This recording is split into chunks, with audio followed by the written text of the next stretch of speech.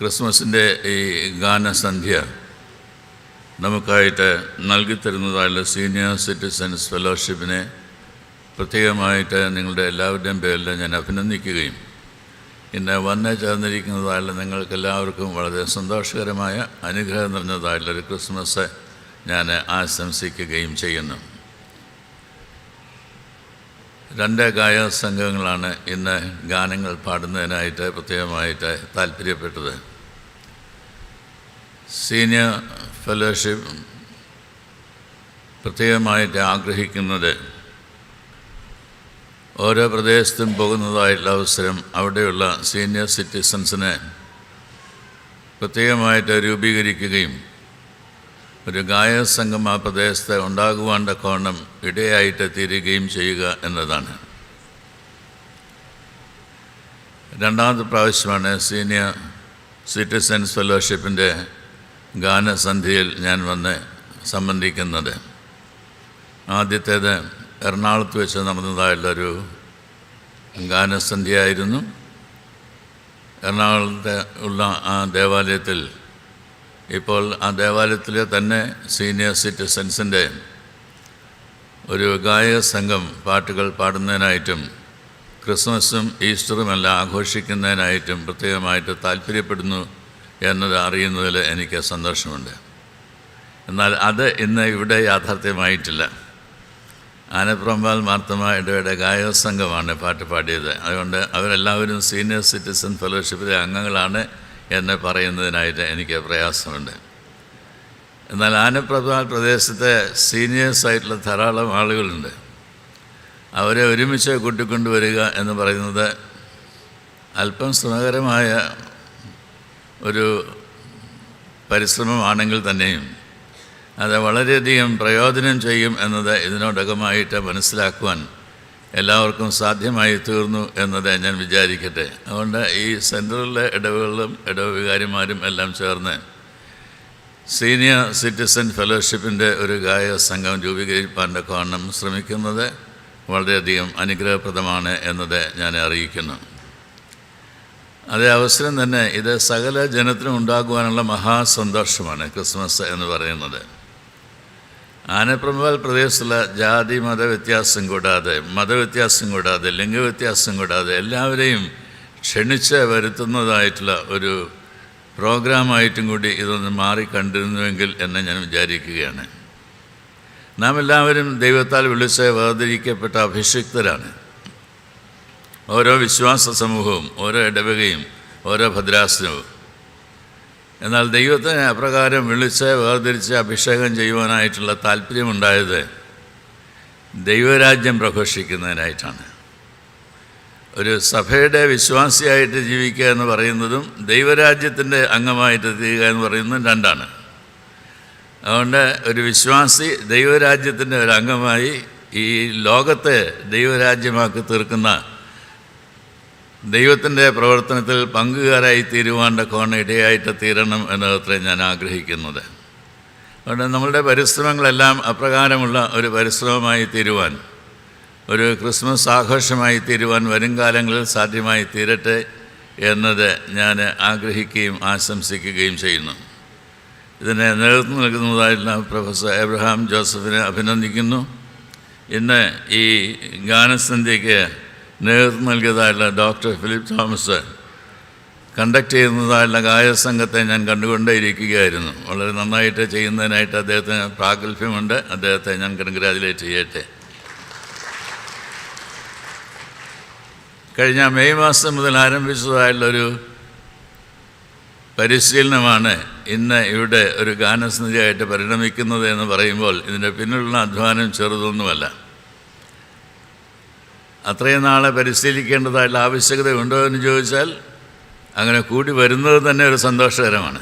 അതുകൊണ്ട് ആ കൂടി വരുന്നതിലുള്ള സന്തോഷം അനുഭവിപ്പാൻ പരിശീലനത്തിൻ്റെ പേരിലാണെങ്കിലും കൂടി വരുവാൻ ഇടയായിത്തീരുന്നു എന്നതിൽ എനിക്കേറെ സന്തോഷമുണ്ട്. അത് തുടരുവാനിടയാകട്ടെ എന്നത് ഞാൻ ആഗ്രഹിക്കുകയും പ്രാർത്ഥിക്കുകയുമാണ് ചെയ്യുന്നത്. ഇന്ന് 3 ചെറിയ കാര്യങ്ങൾ ഓർമ്മപ്പെടുത്തിക്കൊണ്ട് എൻ്റെ സന്ദേശം നിർത്തുവാനായിട്ടാണ് ഞാൻ ആഗ്രഹിക്കുന്നത്. ഒന്ന്, ക്രിസ്മസ് എന്ന് പറയുന്നത് സർവ്വജനത്തിനും ഉണ്ടാകുവാനായിട്ടുള്ള ഒരു മഹാസന്തോഷമാണ്. പ്രൈവറ്റൈസേഷനല്ല. മർത്തമ്മക്കാരുടെയോ യാക്കോക്കാരുടെയോ ഓർത്തഡോക്സുകാരുടെയോ CSIക്കാരുടെയോ ക്രിസ്മസ് അല്ല.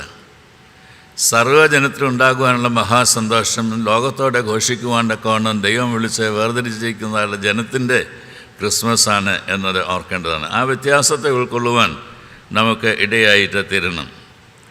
ഇന്ന് ഒരു സ്വകാര്യ ലോകത്തെ സന്തോഷം കൊണ്ടാടുവാനായിട്ടാണ് നാം എല്ലാവരും തന്നെ ആഗ്രഹിക്കുന്നത്. അതുകൊണ്ടൊക്കെ ഈവൻറ്റ് മാനേജ്മെൻ്റ് ഉള്ളതായുള്ളൊരു കാലഘട്ടമാണ്. എത്ര പൈസ കൊടുത്താലും അവർ ചെയ്തോളും. എന്നാ പറയുന്നു എന്ന് വെച്ചാൽ അതനുസരിച്ച് ചെയ്തോളും. നമുക്ക് അഭിപ്രായങ്ങളില്ലെങ്കിൽ അവരുടെ അഭിപ്രായം നമുക്ക് തരും. എന്താണ് അതിനാവശ്യം? പണമാണ്. മനുഷ്യനേക്കാൾ കൂടുതൽ പണത്തിന് പ്രാധാന്യം നൽകുന്നതായിട്ടുള്ള ഒരു പതനത്തിലേക്ക് നാം വീണുപോയിരിക്കുന്നതായിട്ടുള്ള സാഹചര്യത്തിൽ ദൈവം മനുഷ്യനായിട്ട് തീർന്നത് മനുഷ്യൻ്റെ മഹത്വത്തെ ലോകത്തോടെ പറയുന്നതിനായിട്ടാണ്. അതുകൊണ്ട് ദൈവസന്നിധിയിൽ ദൈവം നമുക്ക് നൽകിയിരിക്കുന്ന ആളത്വത്തിൻ്റെ മഹിമ എന്നത് തിരിച്ചറിയുവാൻ തക്കവണ്ണമാണ് ക്രിസ്മസിൻ്റേതായുള്ള ഈ കാലഘട്ടത്തിൽ നമുക്ക് സാധ്യമായിട്ട് തീരേണ്ടത്. ഒരു പ്രശസ്ത എഴുത്തുകാരനും പ്രഭാഷകനുമായിട്ടുള്ള റെവറൻഡ് ഡോക്ടർ വിൻസെൻ്റ് വാര്യത്ത് എഴുതിയതായിട്ടുള്ള കണ്ണാടി കഥക് കടവ് എന്ന പുസ്തകത്തിൽ, കണ്ണാടി കടവ് എന്ന പുസ്തകത്തിൽ ഒരു പരോളിലിറങ്ങിയതായൊരു യുവാവിനെക്കുറിച്ചാണ് സൂചിപ്പിക്കുന്നത്. അദ്ദേഹം ജയിലിൽ അടയ്ക്കപ്പെടുവാനായിട്ട് അദ്ദേഹം കുറ്റമൊന്നും ചെയ്തിട്ടില്ല. മറ്റുള്ളവരെല്ലാം കൂടെ കുറ്റം അദ്ദേഹത്തിൽ ആരോപിച്ചതാണ്. എന്നാൽ അദ്ദേഹം ജയിലിൽ കിടക്കേണ്ടതായിട്ട് വന്നു. ജയിലിൽ കിടന്നതായുള്ള മനുഷ്യൻ പരോളിൽ പുറത്തിറങ്ങുകയാണ്. പുറത്തിറങ്ങിയതായുള്ള അവസരത്തിലും സമൂഹത്തിൻ്റെ ഇന്ന് കാണപ്പെടുന്നതായുള്ളൊരു ടെൻഡൻസിയാണ് അദ്ദേഹത്തിനുണ്ടായത്. എല്ലാറ്റിൽ നിന്നും മാറി തന്നെ ഒരു വീട്ടിൽ കതകടച്ച് അതിനകത്തിരിക്കുക. ജയിലിൽ എങ്ങനെയാണല്ലോ, എല്ലാവരിൽ നിന്നും മാറി തന്നെ ജീവിക്കുക എന്നതാണല്ലോ. അതുകൊണ്ട് അത് തുടരുവാനായിട്ടാണ് താൻ ആഗ്രഹിക്കുന്നത്. അങ്ങനെ അദ്ദേഹം ഒരു വീട്ടിൽ വന്ന് താമസിക്കുന്ന അവസരത്തിൽ ഒരു ദിവസം അദ്ദേഹം തൻ്റെ ചെറിയ വീടിൻ്റെ ജനലൊന്ന് തുറന്നു. ജനൽ തുറന്ന അവസ്ഥയിൽ അപ്പുറത്തൊരു ചെറിയ വീട് കണ്ടു. ആ വീടിൻ്റെ ജനലിൽ തുറന്നിട്ട് നിൽക്കുന്നതായുള്ളൊരു കുഞ്ഞിനെയാണ് കാണാനായിട്ടിടയായത്. കുഞ്ഞ് വലിയ സംസാരമൊന്നും നടത്തുന്നില്ല. കുഞ്ഞ് ഒന്ന് നോക്കി ചിരിച്ചു, അത്രയേ ഉള്ളൂ. ഒന്ന് നോക്കി ചിരിച്ചു. മറ്റുള്ളവരുടെ ജീവിതത്തിൽ ഒരു പുഞ്ചിരി നൽകുവാൻ സാധിക്കുന്നതായിട്ടുള്ള ഒരു സംരംഭം നമ്മൾ ആരംഭിക്കുവാനായിട്ടിടയായിട്ട് തീരുമാനം ക്രിസ്മസിൻ്റേതായുള്ള നാളിൽ. ആ കുഞ്ഞെ ചിരിച്ചതായുള്ള അവസരത്തിൽ അദ്ദേഹത്തിന് ഇഷ്ടപ്പെട്ടില്ല. ഉടനെ അത് വാതിൽ കൊട്ടിയടച്ചു, ജനൽ കൊട്ടിയടച്ചു. എന്നിട്ട് മാറി താൻ അവിടെ തന്നെ ഇരിക്കുന്നതിനായിട്ട് ശ്രമിച്ചു. അടുത്ത ദിവസം തുറന്നില്ല. മൂന്നാം നാളിൽ അദ്ദേഹം തുറന്ന് വെറുതെ ഒന്ന് നോക്കി, ക്യൂരിയോസിറ്റി ഉണ്ട്. എന്നാണ് അവിടെ ആ ജനൽ തുറന്നിട്ടുണ്ടോ, അവിടെ കുട്ടിയുണ്ടോ എന്നതൊക്കെ അറിയാനായിട്ട് നോക്കിയപ്പോൾ കുട്ടി അവിടെ തന്നെയുണ്ട്. അപ്പോൾ ഈ പ്രാവശ്യം കുട്ടി ചിരിക്കുക മാത്രമല്ല ചെയ്ത്, കൈ ഇങ്ങനെ ഉയർത്തി ഒന്ന് കൈ കാട്ടി. അറിയാതെ ഈ മനുഷ്യൻ്റെയും കൈ ഒന്ന് ഉയർന്നു, അദ്ദേഹം കൈ കാട്ടി. അങ്ങനെ അവർ തമ്മിൽ സുഹൃത്തുക്കളായിട്ട് മാറുകയാണ്. ജയിലിൽ പരോളിലിറങ്ങിയതായുള്ള മനുഷ്യനാണ് വിഡ്രോ ചെയ്ത് ഒരു ചെറിയ വീടിനകത്ത് വാതിലടച്ച് ഇരിക്കുവാനായിട്ട് ആഗ്രഹിച്ചതായിട്ടുള്ള മനുഷ്യനാണ്. എനിക്കിനി ബന്ധങ്ങളൊന്നും വേണ്ട, എന്നെ ആരും സ്വീകരിക്കുകയില്ല, എല്ലാവരും എന്നെ മുദ്ര കുത്തിയിരിക്കുകയാണ്, അതുകൊണ്ട് എനിക്ക് മാറി വിഡ്രോ ചെയ്ത് ജീവിക്കുന്നതിനായിട്ടാണ് താല്പര്യം. അങ്ങനെ ഇരിക്കുന്ന അവസരത്തിലാണ് ഈ കുഞ്ഞിൻ്റെ പുഞ്ചിരി കിട്ടുന്നത്, ആ കുഞ്ഞ് കൈ കാണിക്കുന്നത്, തിരിച്ച് കൈ കാണിക്കുവാനായിട്ടിടയായിട്ട് തീരുന്നത്. അടുത്ത ദിവസം അദ്ദേഹം പിന്നെയും ഇപ്രകാരം ചെയ്തതായിട്ടുള്ള അവസരത്തിൽ കുഞ്ഞെ കുറച്ചുകൂടെ ഒരു കളി തമാശ മട്ടിൽ ഈ ആളിനെ ഒരു പാട്ട് പഠിപ്പിക്കുകയാണ്. ആ പാട്ടിൽ പ്രത്യേകമായിട്ട് പറയുന്നതിനായിട്ട് ശ്രമിക്കുന്നത്, നീ എന്നെ പുഞ്ചിരിക്കുവാൻ പഠിപ്പിച്ചു എന്നുള്ളതായിട്ടുള്ള വാക്കുകളാണ്. ഇനി നിങ്ങളതിന് രാഗമൊക്കെ കൊടുത്തു, നിങ്ങൾ പാടിക്കൂ. എന്നാൽ അങ്ങനെയുള്ള വാക്കുകളാണ് ആ കുഞ്ഞ് അദ്ദേഹത്തെ പഠിപ്പിച്ചത്. ആ പാട്ട് തൻ്റെ ഒരു പാട്ടായിട്ട് തീരുകയും അത് അദ്ദേഹം പാടുന്നതിനായിട്ട് ശ്രമിക്കുകയും ചെയ്തു. അതാണ് അടുത്ത ദിവസം ഉണ്ടായതായിട്ടുള്ള സംഗതി. അപ്പോൾ അവർ തമ്മിലൊരു കോൺവെർസേഷൻ എസ്റ്റാബ്ലിഷ് ചെയ്യാണ്.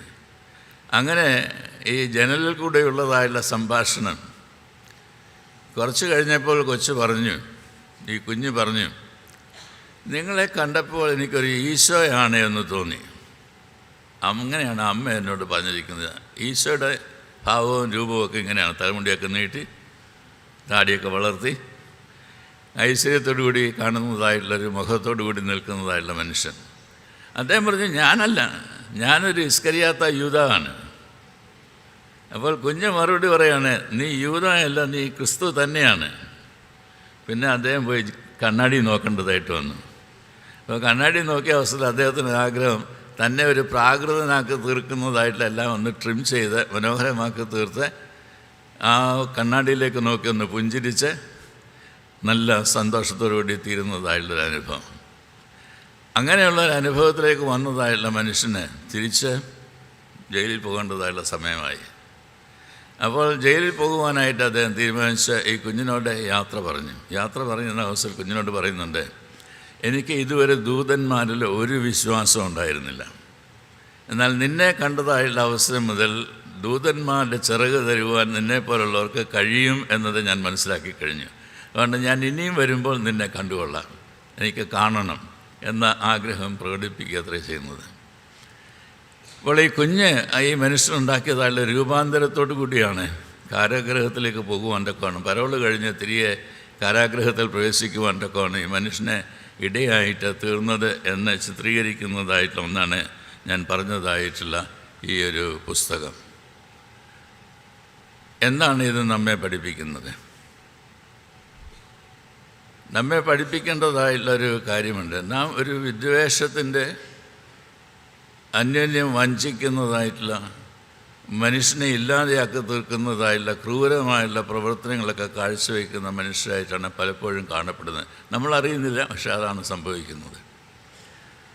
നമ്മളുടെ സ്വകാര്യ ജീവിതത്തിൽ സന്തോഷമുണ്ടോ? നമ്മളുടെ ഭവനത്തിൽ സന്തോഷമുണ്ടോ? നമ്മളുടെ അയൽവക്കത്തെ സന്തോഷമുണ്ടോ? ഇതിനൊക്കെ നെഗറ്റീവായിട്ടുള്ള ഉത്തരമാണ് പറയുവാനായിട്ട് ശ്രമിക്കുന്നതെങ്കിൽ നാം പഠിക്കേണ്ടതായുള്ളൊരു പാഠമുണ്ട്. ഈ കുഞ്ഞിനെ പോലെ സ്ട്രേഞ്ചറായിട്ടുള്ള ഒരാളെ, എനിമിയായിട്ടുള്ള ഒരാളെ കാണുന്നതായിട്ടുള്ള അവസരത്തിൽ വന്ന് പുഞ്ചിരിക്കുന്നതിനായിട്ട് ശ്രമിക്കണം. നിൻ്റെ മുഖത്തെ വിടരുന്നതായുള്ള പുഞ്ചിരി ആ ആളുടെ മുഖത്തും ഒരു പുഞ്ചിരിയായിട്ട് തീരട്ടെ. അവരിനെ സന്തോഷം നൽകുവാനായിട്ട് സാധിക്കുന്ന എന്തൊക്കെ കാര്യങ്ങളാണ് നമുക്ക് ചെയ്യുവാനായിട്ട് ഇടയായിട്ട് തീരുന്നത്? നമുക്കെല്ലാം ഉണ്ട്. ഇല്ലാത്തത് എന്താണ് എന്നുള്ള പട്ടിക എടുക്കേണ്ടതായുള്ള ആവശ്യകത മാത്രമേ കാണുകയുള്ളൂ. എല്ലാം ഉണ്ട്, എന്നാൽ ഒന്നും കൊടുക്കുവാനായിട്ട് തയ്യാറല്ല. അങ്ങനെയായിരുന്നുവെങ്കിൽ ദൈവം എങ്ങനെയാണ് തൻ്റെ പുത്രനായ യേശു ക്രിസ്തുവിനെ ഈ ലോകത്തിലേക്ക് നൽകുവാനായിട്ട് ഇടയായിട്ട് തീർന്നത്? ഏക മകൻ, എല്ലാമായിട്ടുള്ള മകൻ. ആ മകനെ കാൽവരി ക്രൂശിൽ മരിക്കുവാൻ തക്കവണ്ണം ഈ ലോകത്തിലേക്ക് അയക്കുന്നതിന് മനസ്സ് വെച്ചതായുള്ളൊരു പിതാവിൻ്റെ സ്വർഗത്തിലെ സന്തോഷത്തിൻ്റെ ഓഹരിക്കാരാണ് ക്രിസ്മസിൽ ആഘോഷിക്കുന്നതായുള്ള സന്തോഷം എന്ന് പറയുന്നത്. ആ സന്തോഷം സകല ജനത്തിനുണ്ടാകുവാനുള്ള മഹാസന്തോഷമാണ് എന്നത് ദൂതന്മാർ, ആട്ടിടയന്മാരുടെ പറയുന്നതായുള്ള അവസരത്തിൽ ഈ സന്തോഷത്തെ എല്ലാവർക്കും പകർന്നു കൊടുക്കുവാൻ തക്കവണ്ണം നമ്മളുടെ അനുദിന ജീവിതത്തിലൂടെ സാധ്യമായിട്ട് തീരുന്നുണ്ടോ എന്ന് ചോദിക്കേണ്ട ആവശ്യകതയുണ്ട്. വേദപുസ്തകത്തിൽ ആവർത്തിച്ച് പറയുന്നതായുള്ള ഒരു വാക്കുണ്ട്, ഭയപ്പെടേണ്ട. ഒരു ചെറിയ പടക്കം പൊട്ടിയാൽ മതി, നമ്മളുടെ ഭയം ഉടനെ അറിയാം. നിലവിളിക്കത്തില്ലായിരിക്കും, അത് ശരിയാണ്. എന്നാൽ നമ്മളൊന്ന് ഞെട്ടുന്നത് ഉടനെ കാണാനായിട്ട് ലൈറ്റൊന്ന് പോയാൽ മതി, പെട്ടെന്ന് നമ്മൾ ഞെട്ടും. നമ്മളുടെ കണ്ണിലേണ്ട് വീഴാൻ പോകുന്നു തോന്നുന്ന സമയത്ത് നമ്മളുടെ കണ്ണടയ്ക്കും. ഇതെല്ലാം സ്വാഭാവികമായിട്ട് നമ്മിൽ കാണപ്പെടുന്നതായുള്ള കാര്യങ്ങളാണ്. എന്നാൽ ദൈവം ആവർത്തിച്ച് പറയുകയാണ്, ഭയപ്പെടേണ്ട. നമ്മെ ഭയപ്പെടുത്തുന്നതായുള്ള സകല കാര്യങ്ങൾക്കും നിവാരണം വരുത്തുവാൻ കഴിയുന്നതായുള്ളൊരു ദൈവം ജീവിക്കുന്നു എന്ന വിശ്വാസത്തിലേക്ക് വളരുവാനായിട്ടാണ് നമുക്കിടയാവേണ്ടത്. നിൻ്റെ ജീവിതത്തിൽ ഭയം നൽകുന്നതായുള്ള എല്ലാ കാര്യങ്ങൾക്കും അതിനെ അതിജീവിക്കുവാൻ സാധ്യമായി തീരുന്നതായുള്ള ദൈവത്തിൻ്റെ പ്രവർത്തനം നമുക്ക് നൽകിത്തരുവാൻ ആ ദൈവം ജീവിക്കുന്നു എന്നതാണ് നമുക്ക് വിശ്വസിക്കുവാൻ തക്കവണ്ണം ഇടയാവേണ്ടത്. വേദപുസ്തകത്തിൽ ചോദിക്കുന്നൊരു ചോദ്യമുണ്ട്, നീ ഇത് വിശ്വസിക്കുന്നുണ്ടോ? വിശ്വാസത്തിൻ്റെ ആഴത്തിലേക്ക് പ്രവേശിക്കുവാൻ നമ്മോട് ആവശ്യപ്പെടുകയാണ്. ഇവിടെ ജോസഫ്, മറിയ, സക്കറിയാവ്, എലിസബത്ത് 4 വ്യക്തികൾ ഈ ക്രിസ്മസുമായിട്ട് ബന്ധപ്പെട്ട് നമുക്ക് കാണുന്നതിനായിട്ടിടയാവും. എന്താണ് സ്വാതന്ത്ര്യം എന്ന് പറയുന്നത്? സ്വാതന്ത്ര്യം എന്ന് പറയുന്നത് ആരെങ്കിലുമൊക്കെ എന്തെങ്കിലും പറയുന്നത് കേട്ടിട്ട് യേസ് എന്ന് പറയുക എന്നുള്ളതല്ല. നോ പറയേണ്ടതായുള്ള അവസരങ്ങളിൽ നോ പറയുന്നതിനായിട്ട് സാധിക്കണം. നമ്മളുടെ ജീവിതത്തിൽ വളരെയധികം പ്രയാസമുള്ളതായിട്ടൊരു കാര്യമാണ് ദൈവം നമ്മോട് ആവശ്യപ്പെടുന്നെങ്കിൽ യേസ് പറയുന്നതിനായിട്ട് സാധിക്കണം. അതുകൊണ്ട് ഈ യേസും നോയും പറയുവാനായിട്ടുള്ള അത് തമ്മിലുള്ള വ്യത്യാസം എന്തെന്ന് മനസ്സിലാക്കാൻ കഴിയുന്നതായിട്ടുള്ള ഒരു ജീവിതത്തെയാണ് ദൈവം നമുക്ക് നൽകിയിരിക്കുന്നത്. അതുകൊണ്ട് ഭയപ്പെടേണ്ട എന്നുള്ള വാക്ക് ക്രിസ്മസിൻ്റേതായുള്ള കാലയളവിൽ നാം കേൾക്കുന്നതായിട്ടുള്ള അവസരത്തിൽ നിൻ്റെ ജീവിതത്തെ നിന്നെ അലട്ടുവാൻ സാധ്യമാകുന്ന എല്ലാറ്റെയും അതിജീവിക്കുവാൻ ആവശ്യമായ കൃപ തന്ന് ഞാൻ നിന്നെ ശക്തീകരിച്ചോളാം എന്നുള്ള വാഗ്ദാനമാണ് ദൈവം നമുക്ക് നൽകുന്നത്. മറിയ കല്ലെറിഞ്ഞ് കൊല്ലുവാൻ സാധ്യമായി തീരുന്നതായുള്ളൊരു ജീവിതയാത്രയിലേക്കാണ് പ്രവേശിക്കുന്നത്. എന്നാൽ ദൈവത്തിൻ്റെ ദൂതൻ അവരോട് പറയുന്നത് നിനക്ക് കൃപ ലഭിച്ചിരിക്കുന്നതാണ്. കൃപ ലഭിച്ചതായുള്ളൊരു വ്യക്തിയായിട്ടാണ്, കൃപാലുമായിട്ടുള്ള വ്യക്തിയായിട്ടാണ് മറിയയെ കാണുവാനായിട്ട് നമുക്ക് ഇടയാവുന്നത്. എന്നെ ശക്തനാക്കുന്നതിന് മുഖാന്തരം ഞാൻ സകലത്തിന് മതിയാനാകുന്നെന്ന് വിശുദ്ധ പൗലോസ് പറയുന്ന അവസരത്തിൽ ആ കൃപയുടെ ശക്തീകരണം ജീവിതത്തിൽ അനുഭവിപ്പാൻ നമുക്കിടയായിട്ട് തീരണ്ടേ. എത്ര പാട്ടുകളാണ് നമ്മൾ പാടുന്നത്, കൃപ കൃപ കൃപ മതിയെ എന്നൊക്കെ പറയുന്നതായിട്ടുള്ള പാട്ടുകളില്ലേ. ഈ പാട്ടുകളൊക്കെ നാം പാടുന്നതായിട്ടുള്ള അവസരം അർത്ഥം മനസ്സിലാക്കിക്കൊണ്ടാണ് പാടാനായിട്ട് ഇടയാവുന്നത്. ദൈവത്തിൻ്റെ കൃപ നമ്മെ ശക്തീകരിക്കാൻ മതിയായതായിട്ടുള്ള ഒന്നാണ്. ആ കൃപ അനുഭവിപ്പാൻ അർഹതയില്ലാത്തതായിട്ട് നമ്മെ അർഹതയുള്ളതാക്കി തീർക്കുന്ന ദൈവത്തിൻ്റെ പ്രവർത്തനത്തിൽ പങ്കുചേരുവാൻ നമുക്ക് സാധ്യമായിട്ട് തീരണം. ജോസഫെ, നീ ശങ്കിക്കേണ്ട ആവശ്യമില്ല, മറിയയെ ചേർത്ത് കൊള്ളുവാൻ നീ ശങ്കിക്കേണ്ട എന്നാണ് ജോസഫിനോട് പറയുന്നത്. എങ്ങനെയെങ്കിലും ഗൂഢമായിട്ടൊന്ന് ഉപേക്ഷിക്കുവാനായിട്ട് കഴിയുമോ എന്നത് ആലോചിച്ചു കൊണ്ടിരിക്കുന്ന അവസരത്തിലാണ് ദൈവത്തിൻ്റെ ദൂതൻ സ്വപ്നത്തിൽ ജോസഫിനോട് പറയുന്നത്, നിൻ്റെ ഭാര്യയെ ചേർത്ത് കൊള്ളുവാൻ നീ ശങ്കിക്കേണ്ട എന്ന് പറയുന്നത്. ആലോചിച്ചിട്ടുണ്ടോ? ജോസഫെ തൻ്റെ പണിശാലയൊക്കെ പൂട്ടിയിട്ട് മറിയയുമായിട്ട് ബേത്ലഹേമിലേക്ക് പോവുകയാണ്. ഒരു ദൂരയാത്രയ്ക്ക് പോകുന്നതിനായിട്ട് നാം താല്പര്യപ്പെട്ടാൽ എത്ര ദിവസത്തെ പ്ലാനിങ് വേണം, എന്തൊക്കെ കാര്യങ്ങൾ നമുക്ക് വേണം? ഈ പ്ലാനിങ് ഒന്നും ജോസഫിനില്ല. മാത്രമല്ല, അങ്ങനെ പ്ലാൻ ചെയ്താൽ ഒട്ടും നടക്കുകയില്ല. ബേത്ലഹേമിൽ ചെന്നതായിട്ടുള്ള ജോസഫിനോട് ദൈവത്തിൻ്റെ ദൂതൻ ആവശ്യപ്പെടുന്നത് ഈ അമ്മയും കുഞ്ഞിനെയും കൊണ്ട് മിസ്രൈമിലേക്ക് പോകാനായിട്ടാണ്. തിരിച്ച് നസ്രത്തിൽ പോകാനായിട്ടല്ല പറയുന്നത്. അതുകൊണ്ട് തിരിച്ച് തൻ്റെ വർക്ക്ഷോപ്പിൽ ചെല്ലാം എന്നാഗ്രഹിക്കേണ്ട ഒരു വ്യക്തിയാണ് ജോസഫ് എങ്കിൽ സാധിക്കില്ല. ദൈവം നടത്തുന്ന വഴിയിൽ കൂടെ നടക്കാനായിട്ട് ആവശ്യപ്പെടുകയാണ്. അതുകൊണ്ട് ക്രിസ്മസ് ആഘോഷിക്കുന്നതായുള്ള വേളയിൽ നമ്മോട് ചോദിക്കേണ്ട പ്രാഥമികമായിട്ടുള്ള ചോദ്യം, നമ്മോട് ചോദിക്കേണ്ടതായുള്ളൊരു ചോദ്യം, ദൈവത്തിൻ്റെ ഹിതപ്രകാരം ജീവിക്കുവാനായിട്ട് ജീവിതത്തെ സമർപ്പിക്കുന്നതിനായിട്ട് നമുക്ക് താല്പര്യമുണ്ടോ എന്നുള്ളതായിട്ട് ചോദ്യമാണ്. ദൈവഹിതപ്രകാരം ജീവിക്കുന്നത്, എൻ്റെ ഹിതപ്രകാരമല്ല, ലോകത്തിൻ്റെ ഹിതപ്രകാരമല്ല, ദൈവത്തിൻ്റെ ഹിതപ്രകാരം. അതെന്താണ്? ഓരോ ദിവസം ആരാഞ്ഞറിഞ്ഞ് ജീവിതത്തെ പുതുക്കി ദൈവമക്കളായിട്ട് ജീവിക്കുന്ന ആ ജീവിതക്രമം സ്വീകരിക്കുവാൻ മനസ്സുണ്ടോ? ഇതാണ് ചോദ്യം. ആ സമർപ്പണമാണ് ദൈവം നമ്മിൽ നിന്ന് ആഗ്രഹിക്കുന്നത് എന്നത് പ്രത്യേകമായിട്ട് ഓർത്തിരിക്കേണ്ടതാണ്. സമൂഹത്തിൽ നിന്ന് തള്ളപ്പെട്ടതായുള്ള വ്യക്തികൾക്കാണ് ഈ സന്തോഷത്തിൻ്റേതായിട്ടുള്ള അലേടികൾ ദൂതന്മാരെ പാടി അറിയിക്കുന്നത്. ആട്ടിടയന്മാർ, വെളിമ്പ്രദേശത്ത് കാത്തുകൊണ്ട് കിടന്നതായിട്ടുള്ള ആട്ടിടയന്മാർ സമൂഹത്തിൽ ഒന്നുമല്ല അവർ ജീവിക്കുന്നത്, സമൂഹത്തിന് പുറത്താണ്. സമൂഹത്തിൽ നിന്ന് തള്ളപ്പെട്ടതായിട്ടുള്ള ആളുകളുണ്ട്, പതിതരായിട്ടുള്ള ആളുകളാണ്. അങ്ങനെയുള്ള എത്രയോ ആളുകളെയാണ് നമുക്ക് കാണാൻ സാധിക്കുന്നത്. നമ്മളുടെ വികാരിയച്ഛൻ നമ്മുടെ ആമുഖ പ്രസംഗത്തിൽ സ്വാഗതം പറഞ്ഞതായിട്ടുള്ള അവസരത്തിൽ നമ്മെ എല്ലാം ഓർമ്മിപ്പിച്ചുവല്ലോ. ഏതൊക്കെ രീതിയിലാണ് ഇന്ന് ലോകം അസമാധാനത്തിലൂടെ കടന്നു പോകുന്നത് എന്നത്. സമാധാനത്തിൻ്റെ പ്രഭു ജനിച്ചതായിട്ടുള്ള ബേത്ലഹേം, ആ മണ്ണിൽ ഇന്ന് ചോരയുടെ മണമാണ് എന്നതാണ് അച്ഛൻ നമ്മെ ഓർമ്മിപ്പിച്ചത്. ഗാസയിലെ കുഞ്ഞുങ്ങൾക്ക് വേണ്ടിയിട്ടുള്ളൊരു പ്രാർത്ഥന നടത്തിയത്തെ പോയി സംബന്ധിക്കുന്നതിന് എനിക്കിടയായിട്ട് തോന്നും. എത്ര കുഞ്ഞുങ്ങളെയാണ് ഈ ലോകത്തെ യുദ്ധം മുഖാന്തരമായിട്ട് കൊന്നൊടുക്കിയിരിക്കുന്നത്, കണക്കുണ്ടോ? നമ്മളുടെ ഒരു കുഞ്ഞിൻ്റെ ജീവിതത്തെക്കുറിച്ച് ഓർത്താൽ മാത്രം മതി. അപ്പോൾ കൊന്നൊടുക്കിയതായുള്ള കുഞ്ഞുങ്ങളുടെ എണ്ണം നമ്മെ അമ്പരിപ്പിക്കും. ഒരു കുഞ്ഞ് തനിക്ക് ഭക്ഷിക്കാനായിട്ടില്ലാതിരുന്ന അവസ്ഥയിൽ കിട്ടിയതായുള്ളൊരു റൊട്ടി കഷ്ണം അതെടുത്തിങ്ങനെ കടിക്കുന്നതായുള്ള അവസരത്തിൽ അതിന് ഭയമാണ്. എന്താ കാര്യം? ഇത് കടിച്ചുകൊണ്ടിരിക്കുമ്പോൾ ബുള്ളറ്റ് വരും, അന്നേരം കൊന്നില്ലാതെയാക്കും. ഇത് കണ്ടാൽ മതി.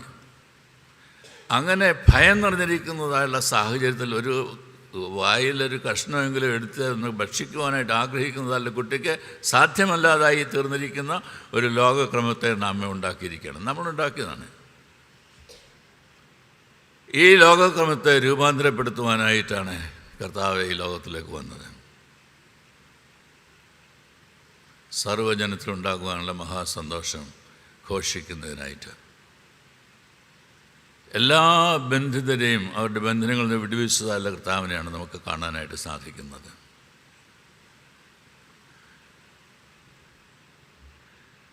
മർക്കോസിൻ്റെ സുവിശേഷം 2-ാം അധ്യായം 1 മുതൽ 12 വരെയുള്ള വാക്യങ്ങൾ വായിക്കുമ്പോൾ അവിടെ പക്ഷപാതക്കാരനെ 4 ആളുകൾ ചുമന്ന് യേശുവിനടുത്ത് കൊണ്ടുവരുന്നതായിട്ട് വായിക്കുന്നുണ്ട്. അവൻ എഴുന്നേറ്റ കിടക്കെടുത്ത് വീട്ടിലേക്ക് പോകുന്നതായുള്ള അവസരത്തിൽ മുഖത്തുള്ള ഒരു പുഞ്ചിരി ഒന്ന് മനസ്സിലാക്കാൻ സാധിക്കുമോ? ഇതുവരെ കിടക്കയിലായിരുന്നു, പക്ഷപാതക്കാരനാണ്, ഒരു രക്ഷയുമില്ല. യേശുവിൻ്റെ അടുത്ത് പോകാൻ പോലും ഒരു രക്ഷയില്ല. 4 ആളുകൾ സഹായിച്ചു. യേശു അവനോട് പറഞ്ഞു, നിൻ്റെ കിടക്കെടുത്ത് നീ വീട്ടിലേക്ക് പോകാനായിട്ട് പറഞ്ഞു. അവൻ കിടക്കെടുത്ത് വീട്ടിലേക്ക് പോയി. അങ്ങനെയാണ് രേഖപ്പെടുത്തിയിരിക്കുന്നത്. അപ്പോൾ അവൻ്റെ ആ പോകുന്നതായുള്ള പോക്കിൽ അവൻ്റെ മുഖത്തുള്ളതായുള്ള പുഞ്ചിരി ഒന്ന് മനസ്സിലാക്കാനായിട്ട് സാധിക്കുമോ? സന്തോഷം. മർക്കോസിൻ്റെ സുവിശേഷം 5-ാം അധ്യായം നാം വായിക്കുന്ന അവസരത്തിൽ ഗദരദേശത്തെ കല്ലറയുടെ ഇടയിൽ പാർക്കുന്നതായുള്ള ഒരു മനുഷ്യനെക്കുറിച്ച് വായിക്കുന്നുണ്ട്. കല്ലറയിലെ മണം നമ്മളാരും ഇഷ്ടപ്പെടുകയില്ല. എല്ലാവരും പെർഫ്യൂമൊക്കെ അടിച്ചൊക്കെ വന്നിരിക്കുന്നു. ഗുഡ്. എന്നാൽ ഈ ദുർഗന്ധം വമിക്കുന്നതായുള്ളടുത്ത് ചങ്ങലകളിൽ ബന്ധിച്ച് അവിടുന്ന് പോലും എഴുന്നേറ്റ് പോകരുത് എന്ന് ശഠിക്കുന്നതായുള്ള ഒരു സമൂഹത്തിൻ്റെ മധ്യത്തിൽ തള്ളപ്പെട്ടതായുള്ള വ്യക്തിയെ കാണുന്നതിനായിട്ട് ഗലീല കടലെ താണ്ടി യേശു ക്രിസ്തു അവിടേക്ക് വരികയാണ്. അവൻ വരുമ്പോൾ കർത്താവ് അവിടേക്ക് വരുന്നതായുള്ള അവസ്ഥയിൽ ചങ്ങലകളൊക്കെ ഒരുമി ഒടിക്കുവാനായിട്ട് സാധിക്കുമെന്ന് ശ്രമിച്ചുകൊണ്ടിരിക്കുകയാണ്. അവന് വസ്ത്രമില്ലാത്തതായുള്ള വ്യക്തിയാണ്, ഭ്രാന്തനാണ്, ലഗിയോൻ എന്നാണ് പേരൊക്കെ വിളിക്കുന്നത്. ഭൂതൻ ബാധിച്ചതായുള്ള മനുഷ്യനായിട്ടാണ് വിവരിക്കുന്നത്. എന്നാൽ അവനെ സൗഖ്യമാക്കി ശാന്തമായി തൻ്റെ കൂടെ ഇരുത്തുവാൻ തക്കവണ്ണം യേശു മനസ്സ് വെച്ചു എന്ന് പറയുമ്പോൾ അവിടെ ഇരുന്നതായിട്ടുള്ള ആ മനുഷ്യനിൽ വിടർന്നതായിട്ടുള്ള സന്തോഷം നമുക്ക് വർണ്ണിക്കാനായിട്ട് സാധിക്കും. അവൻ വളരെ സന്തോഷത്തോടു കൂടിയാണ് യേശുവിനോട് ചോദിക്കുന്നത്, ഞാനും നിൻ്റെ കൂടെ പോരട്ടെ പടകിൽ കയറി? ഇവിടെ എന്നെ ആർക്കും വേണ്ട, എല്ലാവരും എന്നെ ഇങ്ങനെ തള്ളി ഈ കല്ലറയുടെ ഇടയിലൊക്കെ പാർപ്പിച്ചിരിക്കുകയാണ്, ഞാൻ വരട്ടെ? അപ്പോൾ യേശു പറഞ്ഞു, വേണ്ട, നീ പോയി നിൻ്റെ വീട്ടിലുള്ളവരോട് ദൈവം നിനക്ക് ചെയ്തത് എൻ്റെ എന്നെ അവരോട് പ്രസ്താവിക്കുക. അവൻ പോയി അങ്ങനെ അങ്ങനെ പോയി ദക്കപ്പള്ളി നാട്ടിലൊക്കെയും സുവിശേഷം അറിയിച്ചു എന്നാണ് നാം വായിക്കുന്നത്. 10 പട്ടണങ്ങളിൽ പോയെന്നാണ് ഇതിൻ്റെ അർത്ഥം. 1 അല്ല, 10 പട്ടണങ്ങളിൽ പോകുവാൻ്റെ കൊണ്ടിടയായിട്ട് തീർന്നു. ബെഥസ്ദാ കുളക്കരയിൽ കിടക്കുന്നതായിട്ടുള്ളൊരു രോഗി യേശുവിനോട് പറയാണ്, ദൂതൻ വന്ന് വെള്ളം കലക്കും, ചാടിയാൽ സൗഖ്യം പ്രാപിക്കാമെന്ന് എനിക്കറിയാം, പക്ഷേ എനിക്ക് സാധിക്കുന്നില്ല, ഞാൻ നിസ്സഹായനാണ്. യേശു പറഞ്ഞു, നീ വെള്ളത്തിൽ നിന്നും ചാടണ്ട, നീ വെറുതെ കിടക്കെടുത്ത് വയ്ക്കൂ. എനിക്ക് ആ പോകുന്നതായിട്ടുള്ള രോഗിയുടെ മുഖത്തുള്ളതായിട്ടുള്ള ചിരിയെക്കുറിച്ചാണ് ഇപ്പോൾ ഓർമ്മ വരുന്നത്. എന്തോ ഒരു സന്തോഷത്തിൽ അവൻ പോകാനായിട്ട് ഇടയായിട്ട് തരുന്നത്. He touch me, he heal me, he restored me. ഇതേ പറയുവാൻ കഴിയുന്നതായിട്ടുള്ള ലോകത്തിലെ ജനങ്ങളെക്കുറിച്ചാണ് സുവിശേഷത്തിൽ നമുക്ക് വായിക്കാനായിട്ട് ഇടയാവുന്നത്. അതുകൊണ്ടാണ് ഞാൻ പറഞ്ഞത്, ഈ പ്രദേശത്തുള്ള ആളുകളെല്ലാം വിളിക്കണം, ഇതൊന്നും നിറഞ്ഞ് കവിയട്ടെ. മുറ്റത്ത് പോലും ഇരിക്കാൻ കസേര വേണമെങ്കിൽ ഇട്ട് കൊടുക്കുക. ആനപ്പുറം പോലെ രൂപയ്ക്ക് പൈസയൊക്കെ ഉണ്ട്. അതുകൊണ്ട് കസേരയൊക്കെ ഇട്ട് കൊടുത്തു. ഈ പ്രദേശത്തിൽ ഞാൻ എല്ലാം വരട്ടെ.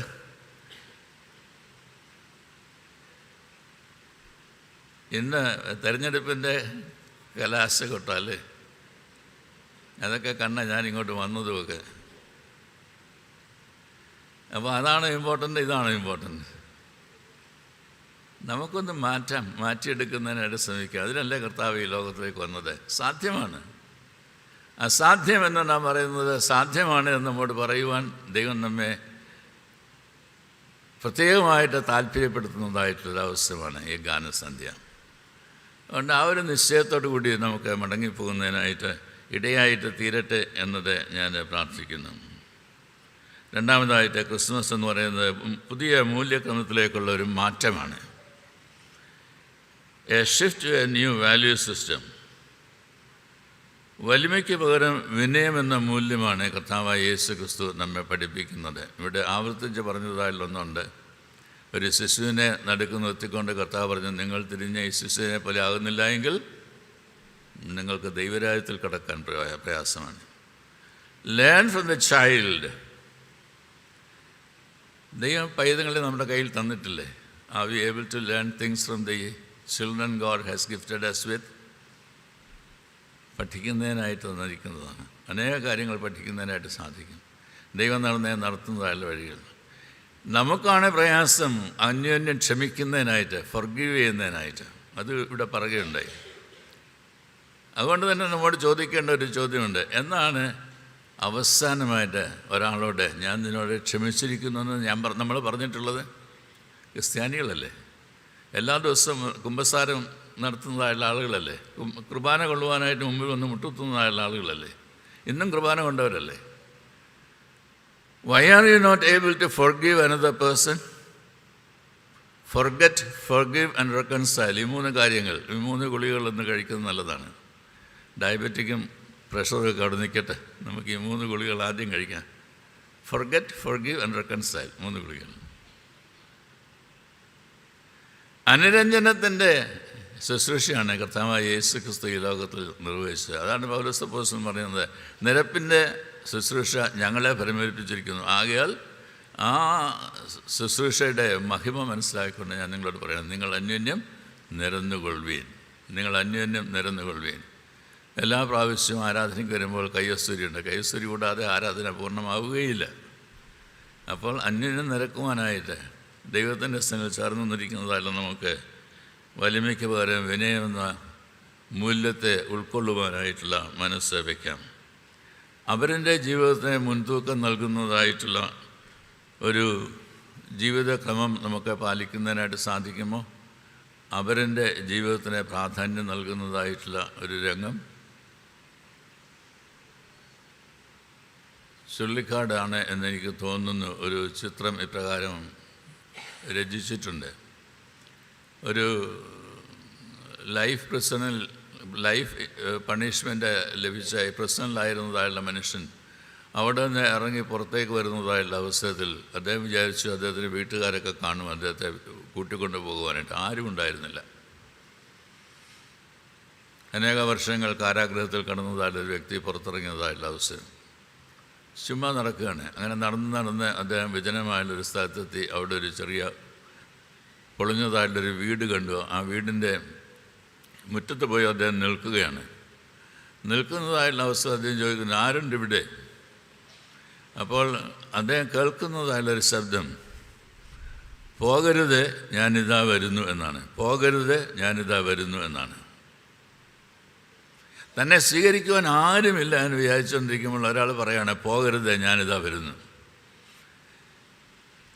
ഒരു കുഞ്ഞ്, ഒരു ബാലന്, കൗമാരപ്രായത്തിലുള്ള ഒരു കുട്ടിയെ അവിടേക്ക് വരുന്നത് അദ്ദേഹം പിന്നീട് കാണുകയുണ്ടായി. അദ്ദേഹത്തൊക്കെ മണ്ണ് പുരണ്ടിട്ടുണ്ട്. അപ്പോൾ അദ്ദേഹത്തോട് ചോദിക്കുന്നുണ്ട്, നീ എന്ത് ചെയ്തിട്ടാണ് വരുന്നത്? അവൻ പറഞ്ഞു, എൻ്റെ അമ്മ മരിച്ചുപോയി, അമ്മയെ ഞാൻ കുഴിച്ചു മൂടിയിട്ട് വരികയാണ്. എന്നാൽ അമ്മ എന്നോട് പറഞ്ഞിട്ടുണ്ട്, നീ ഒരിക്കലും അനാഥനായിട്ട് തിരികയില്ല, നിന്നെ കാക്കുന്നതിനായിട്ട് ദൈവം ആരെയെങ്കിലും അയക്കും, ദൈവം തന്നെ നിന്നെ നോക്കിക്കൊള്ളും. അതുകൊണ്ട് നിങ്ങളുടെ ശബ്ദം ഞാൻ കേട്ടതായുള്ള അവസരത്തിൽ ദൈവമാണ് മുറ്റത്ത് നിൽക്കുന്നത് എന്ന് വിചാരിച്ചുകൊണ്ടാണ് ഞാൻ വന്നത് എന്നത് പറയുകയുണ്ടായി. ആ മനുഷ്യൻ ജയിലിൽ കിടന്നതായുള്ള മനുഷ്യനാണ്. ജയിലിൽ നിന്ന് ലൈഫ് ഇംപ്രസ്മെൻ്റ് കഴിഞ്ഞിട്ട് പുറത്തേക്ക് വന്നതായുള്ള അവസരത്തിൽ തനിക്ക് ആരുമില്ല എന്ന് വിചാരിക്കുന്നതായുള്ള സന്ദർഭത്തിലാണ് ഈ കുഞ്ഞ് പറയുന്നത്, നിങ്ങൾ എന്നെ തേടി വന്നതായിട്ടുള്ള ആളാണ്. അപ്പോൾ കുഞ്ഞിനെ ചേർത്ത് നിർത്തിക്കൊണ്ട് ചോദിച്ചു, ഞാൻ ആരാണ് എന്നാണ് നീ വിചാരിച്ചിരിക്കുന്നത്? തൻ്റെ മനസ്സിൽ വന്നതായുള്ള ചിന്തകളെല്ലാം വെച്ചുകൊണ്ടാണ് ചോദിക്കുന്നത്, ഞാൻ ആരാണ്? അപ്പോൾ ആ കുഞ്ഞ് വളരെ ധൈര്യത്തോട് പറയുന്നത്, നിങ്ങൾ ദൈവമാണ്. അങ്ങനെയാണ് എൻ്റെ അമ്മ എന്നോട് പറഞ്ഞിരിക്കുന്നത്. നിൻ്റെ ആപത്ത് നാളുകളിൽ നിന്നെ കാക്കുന്നതിനായിട്ട് ദൈവം തൻ്റെ ദൂതന്മാരെ അയച്ചുകൊള്ളും. അങ്ങനെ ദൈവം അയച്ചതായിട്ട് ഒരുവനായിട്ടാണ് നീ ഇവിടെ വന്നിരിക്കുന്നത്. അവനോടനെ അദ്ദേഹത്തോട് ചേർത്ത് പിടിച്ച് പറയുകയാണ്, എന്നാൽ വാ നമുക്ക് പോകാം വീട്ടിലേക്ക്. അന്ന് വൈകിട്ടത്തെ ഭക്ഷണം ഉണ്ടാക്കുന്നതിൽ അദ്ദേഹത്തിന് ഒരു പർപ്പസ് ഉണ്ടായി. തൻ്റെ അമ്മ മരിച്ച് ആരുമില്ല എന്ന് വിചാരിച്ചതല്ല അവസരത്തിൽ ആ കുട്ടിക്ക് ഒരു കൂട്ട് ലഭിച്ചു. ഈ ലോകത്തിൽ അവരനെ ഗൗരവമായിട്ട് കാണുന്നതായിട്ടുള്ളൊരു ചിന്താഗതി നമ്മളുടെയൊക്കെ ജീവിതത്തിൽ എന്ന് ഉണ്ടാകുന്നതിനായിട്ട് സാധിക്കും. അടർത്തിക്കളയുന്നതിനായിട്ടല്ല, ചേർത്ത് നിർത്തുന്നതിനായിട്ടാണ് ദൈവത്തിൻ്റെ വചനം നമ്മോട് ആവശ്യപ്പെട്ടുകൊണ്ടേയിരിക്കുന്നത്. ഉപഭോഗത്തിൻ്റെ സംസ്കാരത്തിൻ്റെ അടിമകളായിട്ട് തീരുന്നതല്ല, പിന്നെയോ പങ്കിടലിൻ്റെ സ്വഭാവത്തിലേക്ക് വളരുന്നതിനായിട്ടാണ് ദൈവം നമ്മോട് ആവശ്യപ്പെടുന്നത്. രണ്ട് കാര്യങ്ങൾ ഞങ്ങളോട് പറയാനായിട്ട് ശ്രമിച്ചു. ഒന്ന്, സർവ്വജനത്തിനുണ്ടാകുവാനുള്ള മഹാസന്തോഷമാണ് ക്രിസ്മസ്. രണ്ടാമത്, നമ്മളുടെ മൂല്യക്രമത്തിന് ഒരു മാറ്റം സംഭവിക്കുന്നതായിട്ടുള്ള ഒരു അവസരമാണ് ക്രിസ്മസ് എന്ന് പറയുന്നത്. മൂന്നാമതായിട്ട്, ക്രിസ്മസ് നീതിയിലേക്കുള്ള ഒരു ക്ഷണമാണ്. നീതിമാനായിട്ടുള്ള ദൈവം, നീതി പുലർത്തുവാനായിട്ട് സാധിക്കാത്തതായുള്ള ഒരു രംഗത്തും സമാധാനം ലഭിക്കുകയില്ല, സന്തോഷവും ലഭിക്കുകയില്ല. അതുകൊണ്ട് നീതി പുലർത്തുന്നതായുള്ളൊരു വ്യവസ്ഥിതിയിലേക്ക് നമ്മെ കൂട്ടിക്കൊണ്ടുവരുന്നതായുള്ളൊരു ദൈവത്തെ ഈ ക്രിസ്മസിൽ കാണുവാൻ തക്കോണം നമുക്ക് ഇടയായിട്ട് തീരണം. വാട്ടർ ബ്രൂക്ക്മാൻ എന്ന് പറയുന്നതായുള്ള മനുഷ്യനെ പ്രകാരം പറഞ്ഞിട്ടുണ്ട്, biblical faith is always concern with a neighbour who has no choice. A neighbour who has no choice. Biblical faith is always concerned with the neighbor who has no choice. രണ്ട്, Dietrich Bonhoeffer പ്രകാരം പറഞ്ഞിട്ടുണ്ട്, the coming of Christ is the death of all unjust systems. അനീതിപൂർവമായുള്ള എല്ലാ സിസ്റ്റത്തിൻ്റെ അവസാനമാണ്. N.T. Wright എന്ന് പറയുന്നതായുള്ള മനുഷ്യൻ പറഞ്ഞിട്ടുണ്ട്, God's kingdom arise whenever justice, mercy and truth take root. നീതിയെ ആഘോഷിക്കുന്നതായുള്ളൊരു ക്രിസ്മസ് ആഘോഷത്തിലേക്ക് നമുക്ക് പ്രവേശിക്കുന്നതിനായിട്ട് ഇടയായിട്ട് തീരട്ടെ. നീതി നടപ്പാക്കാതിരിക്കുന്നിടത്തോളം കാലം ക്രിസ്മസ് അർത്ഥമുള്ളതായിട്ട് തീരുകയില്ല. എന്നാൽ നീതിമാനായുള്ള ദൈവത്തെ നമ്മുടെ അനുദിന ജീവിതത്തിൽ കാണുവാനായിട്ടിടയായിത്തീരുന്ന എല്ലാ സാഹചര്യങ്ങളിലൂടെയും ക്രിസ്മസിൻ്റെ സന്തോഷം അവരിലേക്ക്, സമൂഹത്തിലേക്ക് നൽകുവാനായിട്ട് നമുക്കിടയായിട്ട് തീരുക അത്ര ചെയ്യുന്നത്. ക്രിസ്മസ് നൽകുന്നതായുള്ള സന്തോഷത്തെ ഉൾക്കൊള്ളാം, മൂല്യബോധത്തെ ഉൾക്കൊള്ളാം, നീതിപൂർവമായിട്ട് ജീവിക്കുന്നതിനായിട്ട് ദൈവകരങ്ങൾ നമ്മെ തന്നെ സമർപ്പിക്കാം. ഏറ്റവും അനുഗ്രഹീതമായുള്ള സന്തോഷകരമായുള്ള ഒരു ക്രിസ്മസ് ആഘോഷിക്കുവാൻ ദൈവം തമ്പുരാൻ നിങ്ങൾക്കെല്ലാവർക്കും സംഗതിയാക്കട്ടെ എന്നുള്ള എൻ്റെ ആശംസയോടുകൂടി ഞാൻ എൻ്റെ വാക്കുകൾ ചുരുക്കുന്നു. ദൈവനാമം മഹത്വപ്പെടുവാൻ ഇടയായിട്ട് തീരട്ടെ.